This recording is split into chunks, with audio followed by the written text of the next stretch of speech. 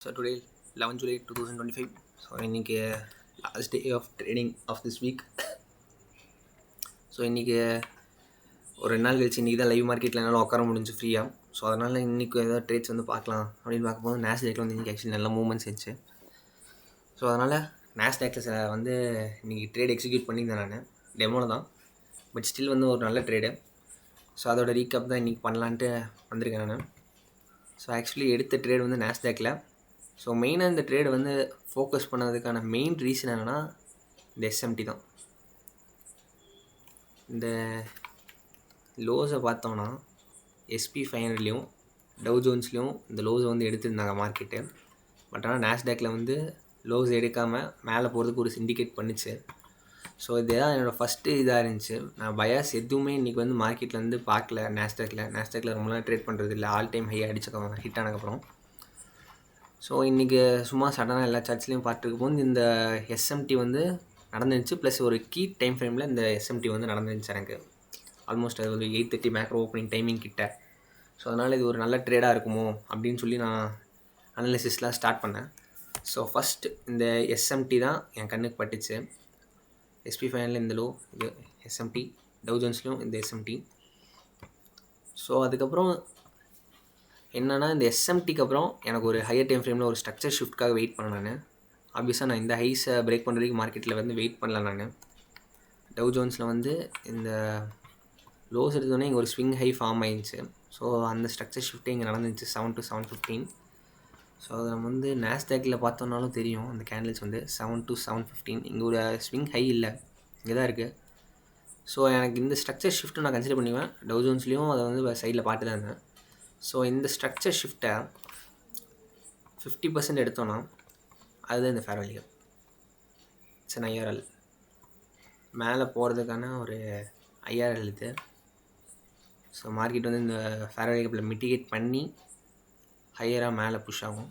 So அதுதான் என்னோடய market பெர்ஸ்பெக்டிவாக இருந்துச்சு. டாலர் இண்டெக்ஸ்லேயும் அனாலிசிஸ்லாம் பண்ணேன் நான். ஸோ எல்லாமே அலைன் ஆயிருந்துச்சு. ஸோ அதனால தான் இந்த ட்ரேட்ஸ் வந்து நான் சீக் பண்ணது என்ட்ரிக்காக. ஸோ அந்த 15 மினிட்ஸோட ஃபேர் வேல்யூ கேப் தான் இது. ஒரு 15 மினிட்ஸில் மார்க்கெட் ஸ்ட்ரக்சர் ஷிஃப்ட் நடந்ததுக்கப்புறம் கீ டைமில் 8:30க்கு மேக்ரோ ஓப்பனிங்கில் ஒரு செல் சைடு ஸ்வீப்காக நான் எதிர்பார்த்தேன். அதுதான் வந்துட்டு இந்த லோ. 8:30 ஓப்பனிங்க்கு அப்புறம் இந்த செல் சைடு எடுத்துச்சுன்னா அப்படியே நான் ஏரில் பட்டு மேலே ட்ரேட் போகும் அப்படின்ற மாதிரி நான் எக்ஸ்பெக்ட் பண்ணேன் மார்க்கெட்டு. பட் ஆனால் 8:15க்கே இந்த லோ வந்து எடுத்துருச்சு. பட் ஆனால் ஒரு 8:30க்கு இந்த IRL வந்து மிட்டிகேட் ஆகிடுச்சு. ஸோ நான் ப்ரைஸ் எப்படி படித்தேன் அப்படின்னு நான் காட்டேன் நான்.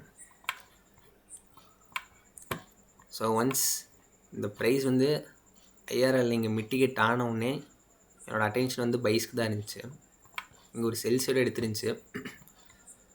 ஸோ ஆப்வியஸாக இதுக்கப்புறம் ஒரு மார்க்கெட் ஸ்ட்ரக்சர் ஷிஃப்ட் ஏற்பட்டு அதுக்கப்புறம் நான் வந்து பைஸ்க்காக தான் டார்கெட் பண்ணியிருந்தேன் நான். ஸோ இங்கே இருக்க இந்த ஸ்விங் ஹையை பிரேக் ஆஃப் ஸ்ட்ரக்சர் வச்சக்கப்புறம் இதில் இருக்க 50%ல் எடுத்தப்போ வந்து இந்த ஃபேர் வேல்யூ கேப் நான் கன்சிடர் பண்ணல. இந்த ஃபேர் வேல்யூ கேப் தான் நான் கன்சிடர் பண்ணியிருந்தேன். இந்த லோஸ்க்கு, இந்த ஹைக்கும் இந்த லோக்கும் நடுவில் இருக்க இந்த ஃபேர் வேல்யூ கேப்.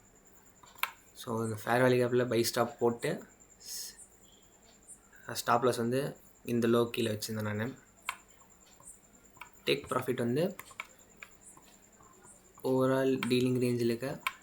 ஸோ இப்போது ஓவராலாக இருக்க டீலிங் ரேஞ்ச் வந்து இதுதான், இந்த ஹைஸ் டு இந்த லோஸ். இந்த டீலிங் ரேஞ்சில் ஃபஸ்ட் இன்பேலன்ஸ் ஆக்சுவலி நான் வந்து இந்த ரேஞ்சு தான் எடுத்திருந்தேன். இந்த ரேஞ்சு தான் நான் எடுத்திருந்தேன் நான். ஸோ இந்த ரேஞ்சுக்கு மேலே இருக்க ஃபஸ்ட் இன்பேலன்ஸ் நான் வந்து கன்சிடர் பண்ணிக்கிட்டேன். ஃபுல் ட்ரேடுமே இந்த இடத்துல நான் க்ளோஸ் பண்ணிடலாம். ஏன்னா இன்றைக்கி மார்க்கெட் வந்து வீக்கெண்ட் இன்றைக்கி. ஸோ எப்படி வேணால் மார்க்கெட் வந்து டேர்ன் ஆகலாம்.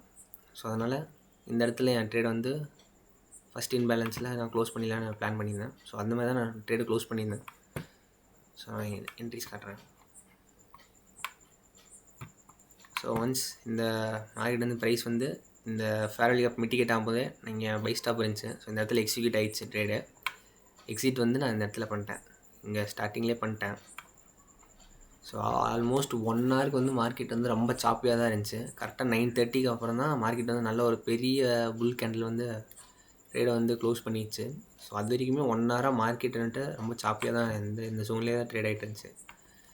எக்ஸிகியூஷன்ஸ் காட்டுறேன்.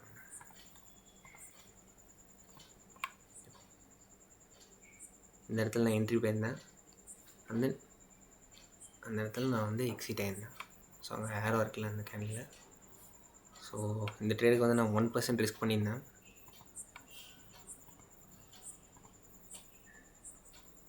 $43 இந்த ட்ரேடை வந்து நான் க்ளோஸ் பண்ணியிருந்தேன். ஆப்வியஸாக அது வந்து பேப்பர் ட்ரேட் தான். இந்த வீக் ஃபுல்லாகவே நான் வந்துட்டு லைவ் ட்ரேட்ஸ் பண்ணல, பேப்பர் ட்ரேட்ஸ் மட்டும் தான் பண்ணியிருக்கேன் நான். ஸோ 1% $12 ரிஸ்க் பண்ணி $43.80 வந்து இந்த ட்ரேடுக்கு வந்து நான் ப்ராஃபிட் மேக் பண்ணியிருக்கேன். So that's all today session. அதுக்கப்புறம் கோல்ட்லேயுமே 2 என்ட்ரிஸ்க்கு வந்து சில்வர் புல்லட் சீக் பண்ணிருந்தேன் நான். பட் ஆனால் அது வந்து அந்தளவுக்கு பைஸ்க்கு தான் பார்த்துருந்தேன் நான் சில்வர் புல்லட். இந்த இதான் ட்ராவன் லிக்விட்டியாக இருந்துச்சு. இந்த டார்கெட்டாக ஃபிக்ஸ் பண்ணியிருந்தேன் நான். பட் ஆனால் 9:30 ஓப்பனிங் அப்புறம் அந்த இடத்துல ஒரு மாதிரி மேனிப்புலேஷன் வந்து ப்ராப்பராக இல்லை. 9:30 ஓப்பனுக்கு அப்புறம் ஒரு செல் சைடு எடுக்கணும்னு நான் எக்ஸ்பெக்ட் பண்ணிருந்தேன். இதுவோ இல்லை இந்த செல் சைடோ எடுக்கணும்னு நான் எக்ஸ்பெக்ட் பண்ணேன். பட் ஆனால் மார்க்கெட் வந்துட்டு எடுக்கிற மாதிரி கிட்ட வந்துட்டு இன்ஜினியர் லிக்விடிட்டிஸ் மாதிரி பண்ணிட்டு மார்க்கெட் வந்து மேலே மூவ் ஆகிட்டு இருந்துச்சு. ஸோ இதுதான் செல்ஸ் லிக்விடிட்டி. ஃபஸ்ட் டைம் எடுக்கல, செகண்ட் டைம் வந்துட்டும் இந்த ப்ரைஸ் வந்து எடுக்கலை. ஸோ வந்துட்டு லிக்விடிட்டி எடுக்காமல் ட்ரேட் என்ட்ரி ஆகணுமா அப்படின்னு சொல்லிட்டு இந்த ட்ரேடை வந்து டோட்டலாக ஸ்கிப் பண்ணிட்டேன். ஸோ அதனால் இன்றைக்கி கோல்டில் ட்ரேட் எடுக்கல, நாஸ்டாக்ல மட்டும்தான் S&P வச்சு ட்ரேட் பண்ணியிருந்தேன். this trade. So that's all today trading day recap. So next week ஓட அனாலிசிஸ் நரேட்டிவ் வந்து நான் என்ன எக்ஸ்பெக்ட் பண்ணுறேன் அப்படின்றத நெக்ஸ்ட் வீக்கில் பார்க்கலாம். So thank you. That's all the today analysis. Thank you.